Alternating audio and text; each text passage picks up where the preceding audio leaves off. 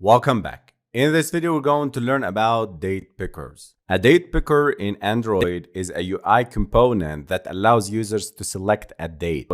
It provides a calendar-like interface, allowing users to choose a day, month, and year. The selected date can be useful in various scenarios, such as setting reminders, scheduling events, or any application that requires handling date input. To create a date picker, let's go to the layout, start with the date picker tag, wrap content, and here I'll specify an ID, which is the date picker. And here we go, this is the calendar. I'll remove the time picker, I'll comment it, and then drag and drop this date picker below and infer the constraints. Here we go, this is our date picker. Let's move to the main activity, and here I'll comment this display time picker method because no longer I can find the time picker widget. I'll create a new function. I'll name it as display date picker. Let me initialize that date picker equals to find view by ID. You can pass the type here, date picker, r.id.datePicker.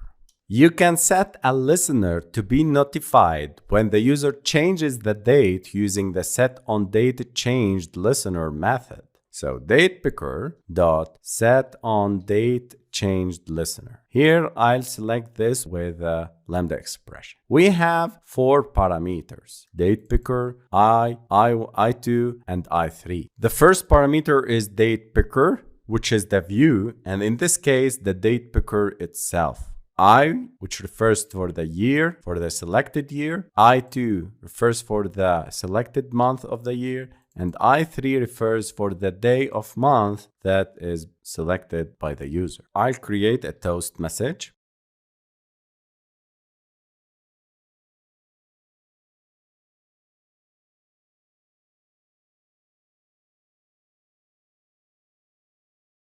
And here we go.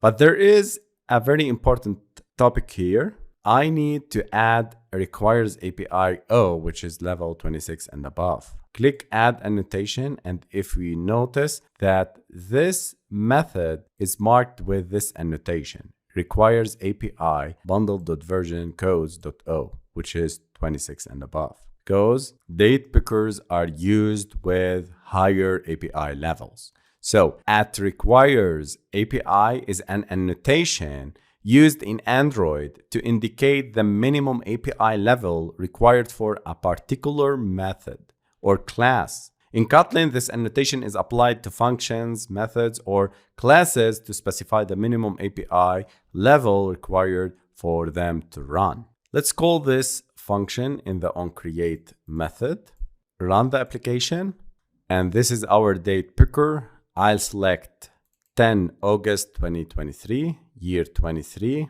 month is 7, and day is 10. You need to add 1 for the month, for the selected month, because counting months starts from 0 in date picker. So it's very simple. You can add +1 to this using the string template. Again, August, 10 August, and you can see month is 8. Okay? This is how we create date pickers in Android, how we handle the click events and the selection on the date pickers.